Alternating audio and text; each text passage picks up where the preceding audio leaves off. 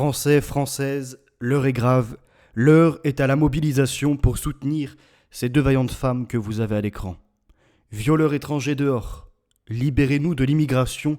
Tels ont été les slogans brandis par ces vaillantes femmes. Et je leur apporte tout mon soutien puisqu'elles relatent la réalité et la mettent à la vue de tous. On le sait. On l'examine de jour en jour. On voit les articles passer. On voit ces profils avec une génétique, si je puis dire, de consanguinité. Donc ça vole pas très haut dans le quotient intellectuel et les neurones, je pense, s'entrechoquent. D'où le fait qu'on ait des personnes qui soient violentes, qui soient des harceleurs, des violeurs, des criminels, des délinquants, tout ce que vous voulez. La crasse qui nous provient d'un autre continent. Alors oui, l'heure est à la mobilisation avant de perdre notre pays dans des ghettos, dans des mouvements de population des plus désastreux.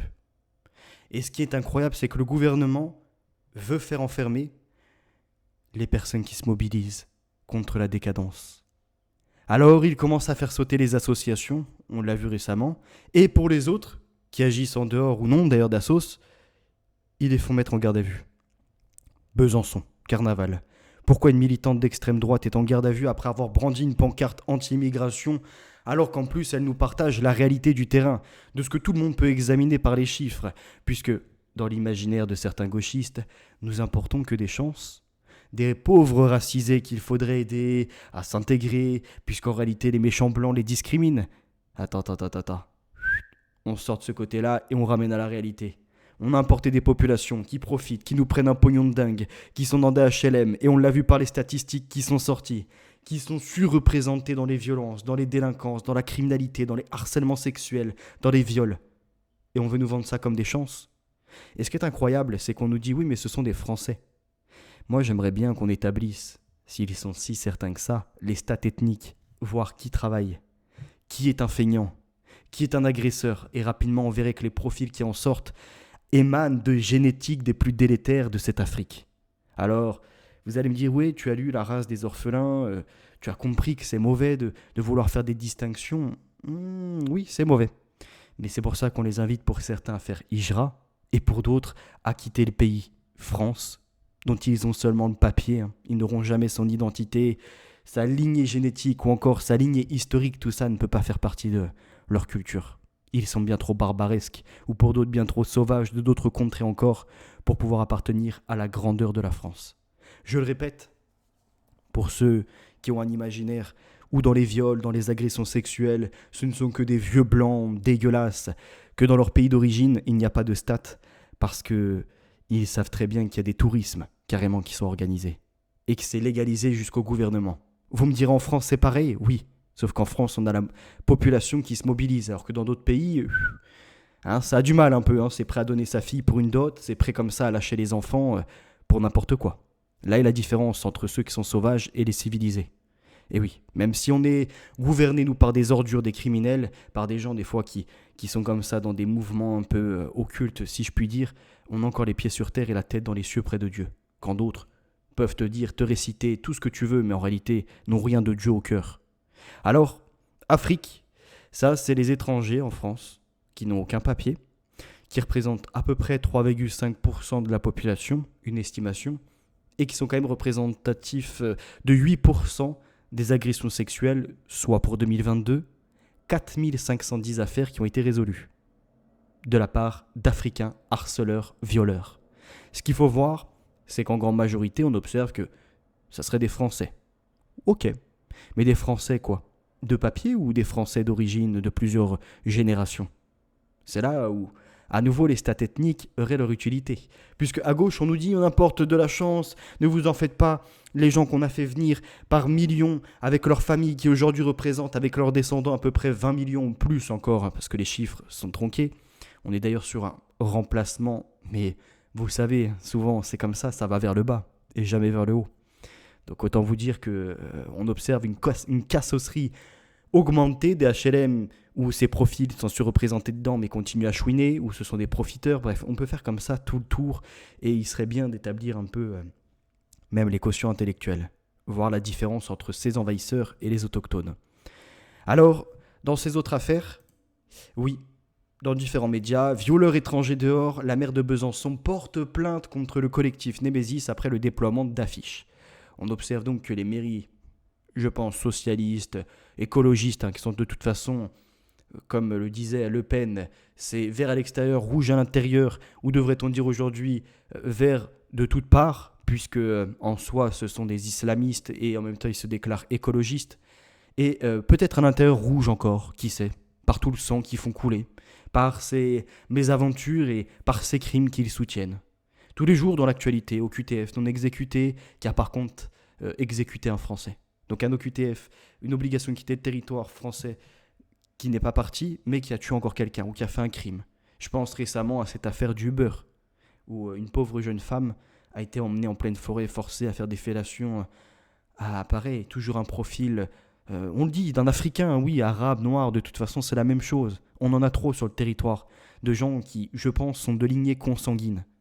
Alors peut-être qu'un jour, qui sait, on se réveillera, et on aura une vraie France mobilisée, avec certains de ces profils étrangers qui eux sont bien intégrés, et qui nous aideront, vous savez, à faire le nettoyage.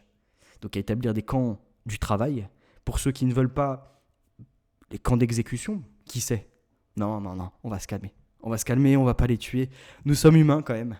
On va rester un peu sur la lignée socialiste. Mais je suis favorable pour une proposition de camp de prison, plus précisément de camp du travail. C'est-à-dire que tu as fait du mal à des Français, de facto tu as fait du mal à la société française, tu vas devoir payer pour les deux et tu vas devoir travailler sans un centime par mois, on te met dans une prison spécifique et une fois que tu as fait ta peine, on te dégage. T'es pas un Français. Et d'ailleurs, le message doit passer à bon nombre de ces envahisseurs qui pensent qu'un jour, la France sera une deuxième Algérie ou encore une extension du Maroc ou du Mali ou de ce que vous voulez, ou de l'Afrique tout simplement, ce qui ne sera jamais le cas. La France ne leur sera jamais léguée. Quitte à y laisser nos vies, la France ne leur sera jamais léguée. Qu'ils comprennent bien, ils sont seulement là sur un passage transitoire. Ils ne sont que nomades sur notre territoire. Et jamais ils ne seront sédentaires. Expulsés bien avant, croyez-moi.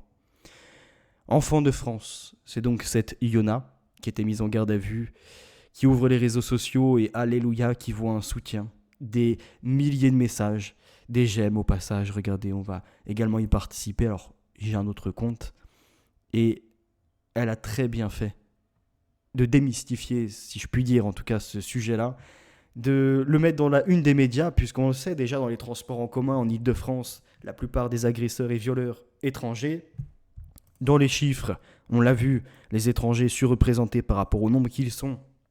Établissons les stats ethniques pour faire le grand nettoyage.